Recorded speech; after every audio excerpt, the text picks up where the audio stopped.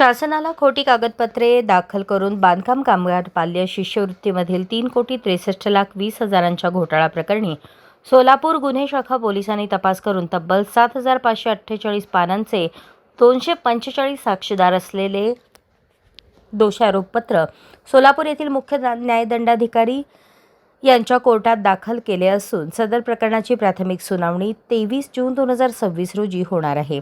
सदर प्रकरणात आरोपीतर्फे ॲडव्होकेट शशी कुलकर्णी, ॲडव्होकेट गुरुदत्त बोरगावकर यांनी जामीन अर्ज दाखल केला होता, तथापि न्यायालयाने फेटाळला।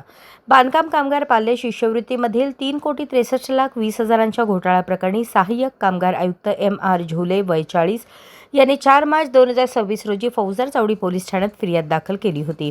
त्यावरून आरोपी नोंदणी अधिकारी A.R. पवार राहणार कृष्णा कॉलनी जुळे सोलापूर, S.D. राजपूत राहणार अंबेजोगाई, U.C. सूर्यवंशी दक्षिण सदर बाजार सोलापूर, कंत्राटी कर्मचारी Patel A.B. Koli, B.T. Karte Magar Suravase, Patil Katare Didge, A.R. Patil Pardeshi Halke, agent B.V. Shinde, A.H. Padmukhe Yadgiri, A. Sanga Musale Bugade अशा एकूण 20 जणांविरुद्ध फौजदार चावडी पोलीस ठाण्यात गुन्हा दाखल झाला आहे। सदर प्रकरणात पोलिसांनी एकूण 7 आरोपींना अटक केली आहे। ते सर्वजण न्यायालयीन कोठडीत आहेत। सदर प्रकरणात पोलिसांनी तपास करून कागदपत्रे जप्त करून वरीलप्रमाणे साक्षीदारांचे जबाब घेऊन न्यायालयात दोषारोपपत्र दाखल केले आहे।